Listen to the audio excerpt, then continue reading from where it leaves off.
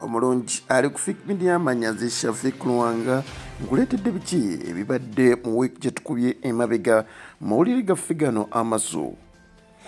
Wiiki gye tukubye emabega nsoose n'eggulire erya Robert Kyagulanyi Ssentamu Honorable omukulembeze w'ekibiina ekya National Unity Platform bwe batyo yasobodde okuba ng'aggyayo empapula ze era bw'atyo n'alangirira okujja ku bukulembeze bw'eggwanga Uganda avuganye General Yoweri Kaguta Museveni. And esteemed members, I greet you. My name is Kyagulanyi Ssentamu Robert, also called Bobby Wine.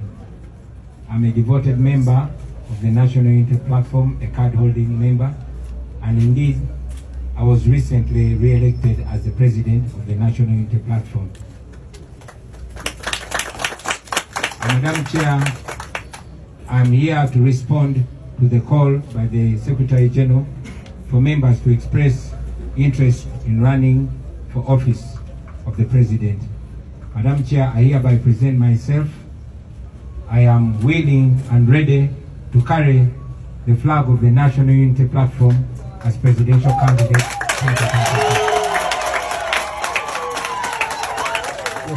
Atera wiiki yemu n'omukulembeze w'eggwanga Uganda General Yoweri Kaguta Museveni naye yasobodde okuba ng'aggyayo empapula okuvuganya ku ntebe yemu ey'obukulembeze bw'eggwanga Uganda. Which position do you want? Because I cannot just give you these forms. No, the secretary wants to answer that. Thank you so much, and senior leaders of the party.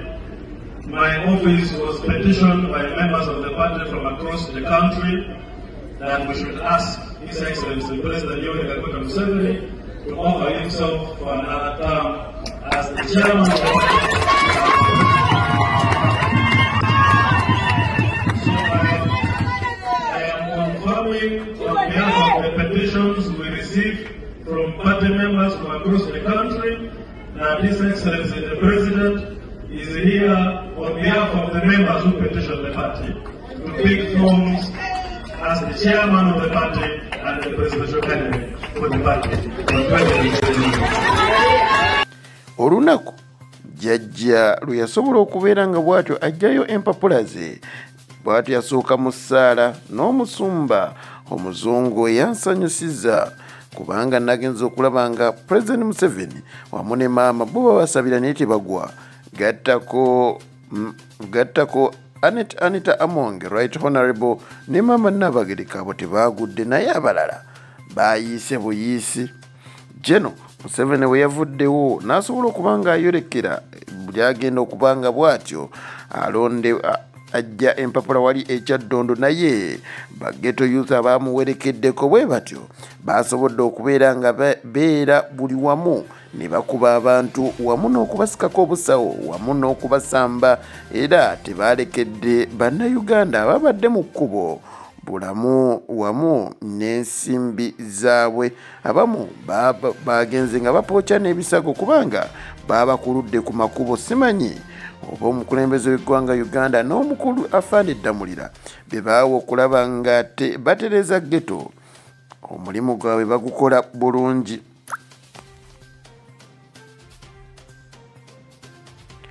Ate ye Honorable Robert Kyagulanyi Ssentamu yasobodde okuba nga avaayo n'alabula ba ghetto youth bano nti mwegendereze ebikolwa bye mukola n'engeri babakozesaamu abasajja abo si balungi.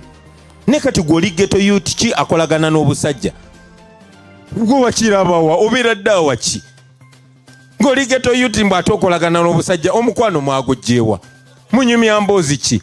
Era bo babuze bapima era ku lasti naawe bujja kuwanika ku lasti ekyo nkibabuulira. Ate wiiki gye tukuba emabega aba Democratic Front basobodde okuba nga bwe batyo balonda obukulembeze obupya era basobodde okubeera nga bakola delegates conference yaabwe era mu bo ne basobola okuba nga beerondamu Honorable Mathias Mpunga Nsamba ng'omukulembeze waabwe.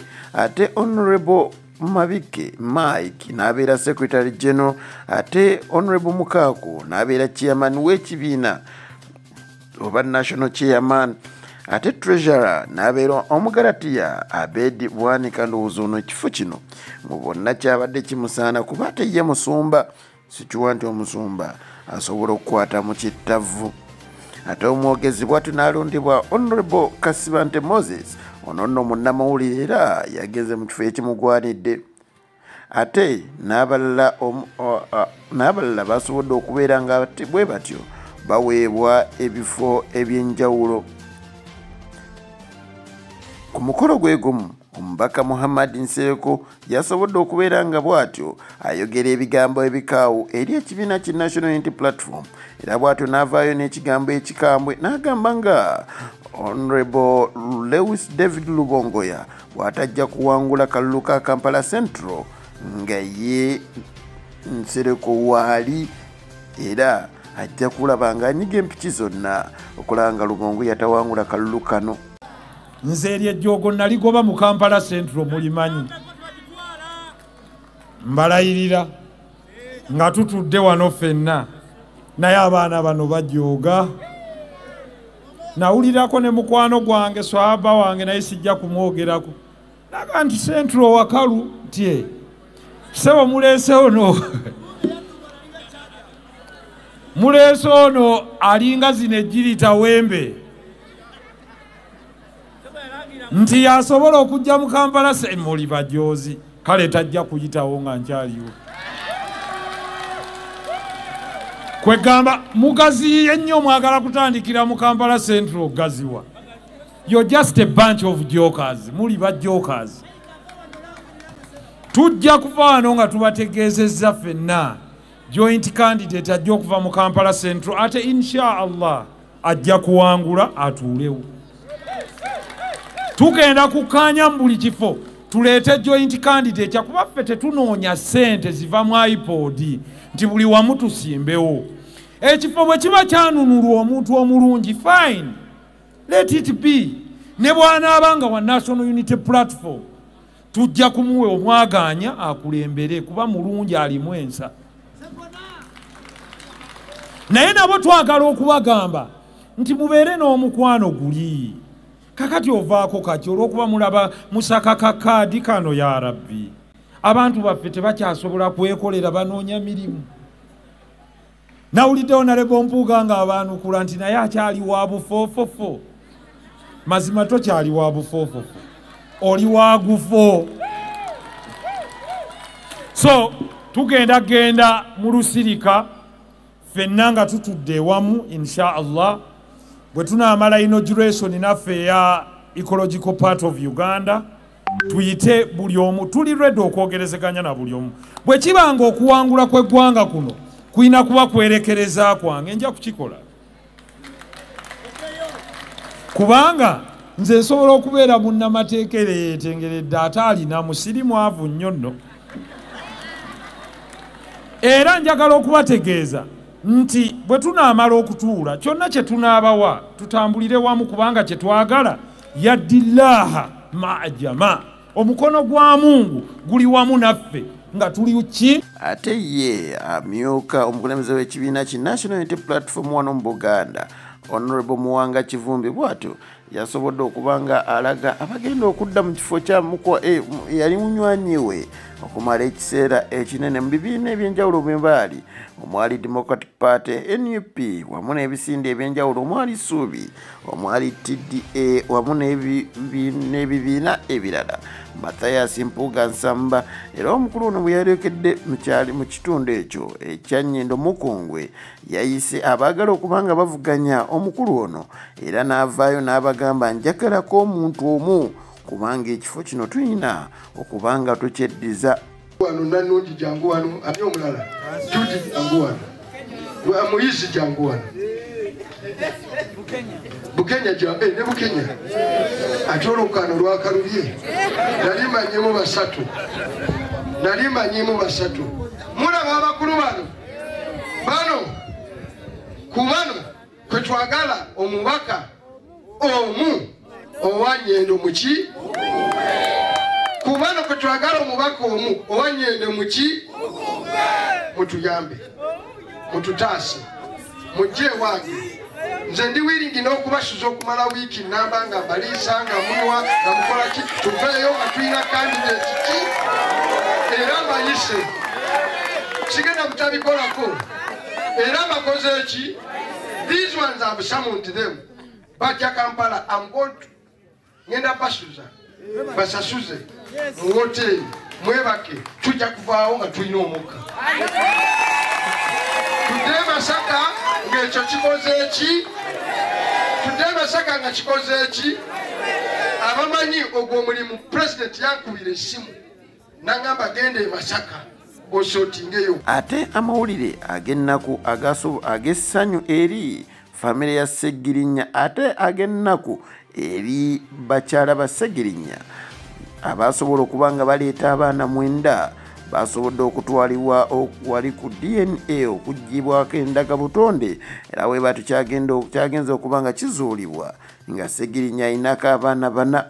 Ekyessanyu nti ekyali kisinga okuba nga kijereza Sseggirinya kyekyokuba nti bamuleetera omwana ow'emyezi 9 ate nga bw'atyo musajja wattu we yava mu kkomera yatuukira mu bulwadde bw'atyo omwana ono ow'emyezi 9 naye si wa Sseggirinya ate noono yali agenda okuba nga yeesimbawo talina mwana n'omu ku baana be yaleeta ababiri tekuli n'omu wa Sseggirinya. Sseggirinya ayinako abaana 4 bokka. Bino nno byayogeddwa yali omuyambi we. Ezasobodde okudda DNA yatulaze abaana 4 nga beba omugenzi Honorable Muhammad Sseggirinya ab'omuntu mbweye ku baana 4 ku 9 abateekayo abaggyibwako ndagabutonde. So ku baana abo 4 saagadde kumenya wano baana b'abaana abo 4 naye ate era ebina ne beyawandudde beyawandudde mubadde nga mubalaba era nabagamba nti it's just a matter of time obudde bujja kutuuka. Bwe teweebuuzangako ebikolwa by'abakyala abo ng'olaba si bya buntu oli n'atuuka okubeera nga maiti ekyali mu nju ye ng'anaalaajanira mmotoka ayagala ttaka akola bw'ati tugamba waapi. So kyatukoze bulungi nnyo nti abasawo abakugu basobodde bulungi nnyo okutuwa results era results ezo twazifunye. Wakati mu kuzifuna twagala okutambulira ku abafamily bajja kutambulira ku guidance za bannamateeka kubanga tukimanyi bulungi nti omugenzi teyaleka daame na daame na kintu kyonna kyekuusa ku property ye.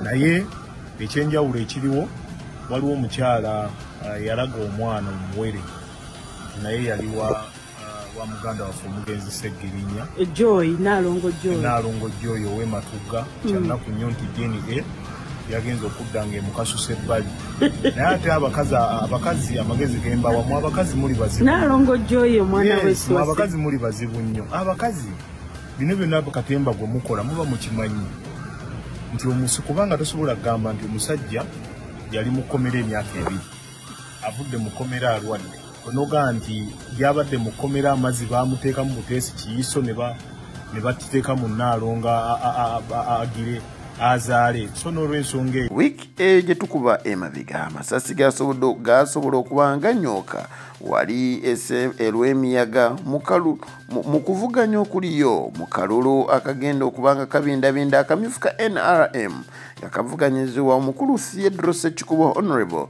wamu ne Major Rashande. Bano buli omu alwanira kulaba nga batwala entebe ennene nga batwala ekifo ky'omubaka wa Parliament obw'ekifo kino naye embeera empiranye eriyo si ya buntu era bano eno saawa yonna teweewuunya nga olaba abantu nga batandise okufa kuba ne koolo waliwo ataalotomera mwana.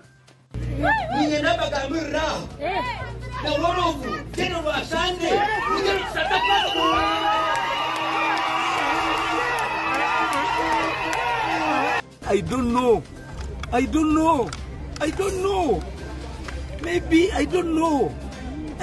I can't tell why they chose to attack a very peaceful rally. You can see we are not even in the trading center. We are outside the trading center. We had our entertainment, we had a cool campaign, a good rally. And they just shot at us. They just shot at us, just within open fire, without any warning, without any hesitation. And they were commanded by Lieutenant Ziwa.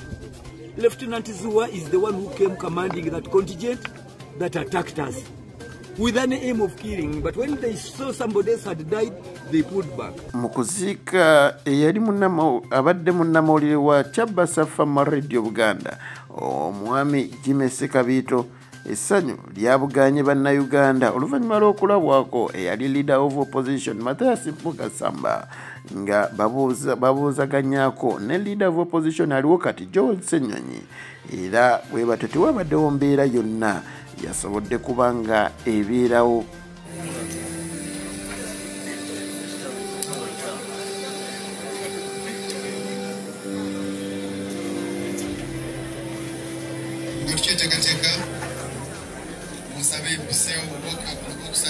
Bingi ebibadde mu week eno naye ebyo tulabye nga bibadde byankizo nnyo ku birala. Omukama akunkumire nsigadde nze Shafik Lwanga.